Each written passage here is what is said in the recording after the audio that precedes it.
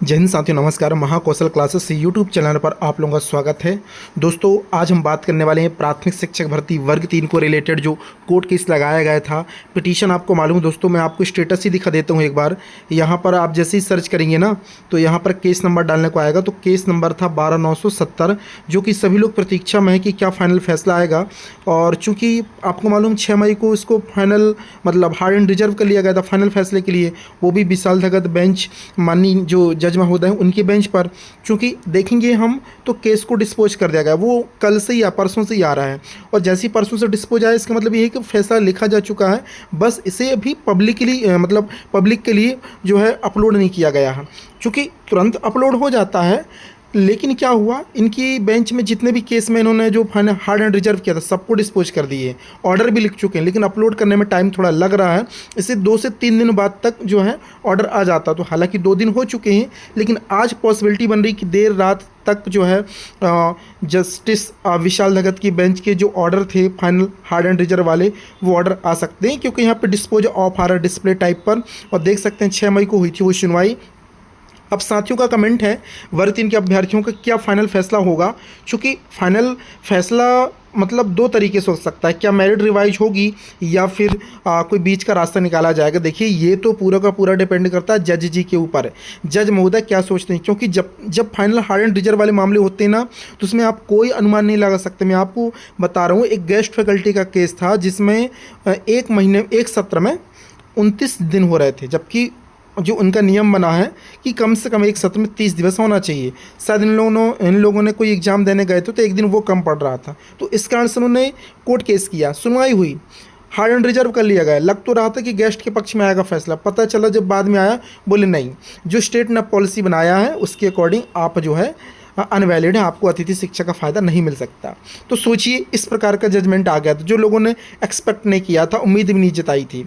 अब इस वाले मामले पे आरसीई वालों ने लगाया जो अनसिलेक्टेड है, अचयनित, जिनको लगता है कि अगर आरसीई सर्टिफिकेट अपलोड हो जाए और नंबर जो एंट्री कर दी जाए, तो जो है जो नीचे जो चयनित सूची में नहीं है वो भी चयनित हो जाए, इनको ऐसा लगता है। बट हकीकत क्या है, देखो आपको सबको मालूम है, वैसे भी जो चयन सूची आई है उसमें सारी चीज़ सब ओके है। कुछ जो हैं जो जानबूझकर के 100 से 150 लोगों की संख्या में होंगे जो चयन सूची में आ गए हैं। मैं चयनित की बात करूं, मुश्किल से 100 लोग होंगे, 100 से 150 लोग जो चयनित हो चुके हैं, मेरिट में आए हैं, तो वो ऑलरेडी डीबी में बाहर हो जाएंगे और उनकी जगह पर वेटिंग लिस्ट से उठा लिया जाएगा। इस तरीके की चीज़ें होंगी। लेकिन देखो जज का क्या वो हो सकता है फैसला। तो देखो, यहाँ पर अगर मैं बात करूँ ईएसबी और गवर्नमेंट मतलब स्टेट की बात करूं, गवर्नमेंट, तो दोनों में सबसे बड़ी जो बॉडी है या सबसे स्ट्रांग बॉडी है वो गवर्नमेंट है, क्योंकि पूरी भर्ती को लीड गवर्नमेंट ही कर रही है। ये तो केवल एजेंसी, मात्र इनका काम था एग्जाम लेना, मेरिट सूची देना, पूरा काम तो गवर्नमेंट करेगी। तो कहीं ना कहीं इस केस को लेकर के जो डायरेक्शन दी जाएगी वो स्टेट को दी जा सकती है कि आप इनका डीबी कराएं। और डीबी में जितने कैंडिडेट बाहर होते हैं जो फर्जी तरीके से हैं, क्योंकि डीबी में अपलोड होता है सर्टिफिकेट, वही चीज़ को भौतिक सत्यापन में देखा जाएगा, तो यहाँ से क्लियर हो जाएगी जानकारी। और जितनी मात्रा में अगर बाहर होंगे लोग, उतनी मात्रा में आप नीचे से पिकअप कर लीजिएगा। क्योंकि ये बात जज महोदय भी बोल रहे थे अंत समय में कि क्यों ना आप नीचे से पिकअप कर लेंगे, इसमें क्या आपत्ति है। तो उन्होंने बोला कोई आपत्ति नहीं, इन्होंने बोला कोई आपत्ति नहीं, लेकिन जो याचिकाकर्ता के वकील थे उन्होंने कुछ और बात पे थोड़ा सा मैटर बताने लगे, तो उस कारण से फिर जज महोदय चिढ़ गए वो वकील पर और इसको हार्ड एंड रिजर्व कर दिया। तो जज महोदय जो भी फैसला लिखते हैं बहुत सोच समझ के लिखते हैं, तो अच्छा ही फैसला आएगा, चाहे वो जो भी हो। रिजल्ट रिवाइज की संभावना बहुत कम लग रही है, क्योंकि देखिए कोई फर्जीवाड़ा हुआ नहीं है, तो रिजल्ट रिवाइज का कोई ऑप्शन ही नहीं है।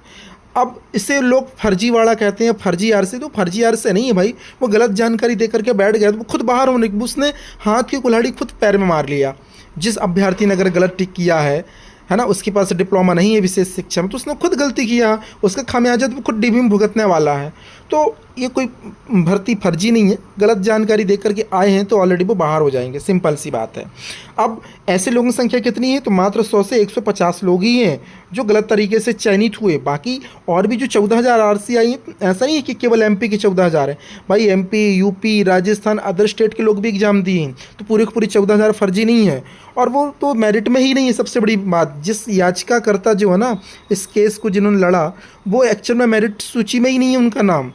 तो यार इतना थोड़ी ना हो सकता है, आप खुद समझदार हैं कि कोई सोचे कि यार 50 नंबर है और उसके पास आरसी डिप्लोमा है तो क्या उसका सिलेक्शन हो जाएगा? जी नहीं, बोनस लेकर के पहुंचेंगे भी तो 53 नंबर ही पहुंचेंगे। और आपको तो बोनस मिला है, बोनस मिलने के बाद आपके नंबर 50 हुए, 55 हुए, 60 हुए। भाई जो कट ऑफ है ऊपर, वो कट ऑफ के दायरे में आएंगे जब ही सिलेक्शन होगा ना। इस तरीके की चीज़ें चल रही हैं, लेकिन देखो आगे क्या होता है इसको लेकर के देखते हैं। आरसी वाले भी देखेंगे और विशेष शिक्षा वो समान डिप्लोमा वाले भी देखेंगे। इसका जजमेंट आज देर रात तक आने की पूरी पॉसिबिलिटी, जो भी होगा अपडेट देंगे। चैनल से नहीं जुड़े तो चैनल को सब्सक्राइब कर लेना। कोई कमेंट हो तो कमेंट छोड़ दीजिएगा, डिस्क्रिप्शन में व्हाट्सएप ग्रुप का लिंक दिया गया, वहाँ से भी आप हमसे जुड़ सकते हैं। जय हिंद।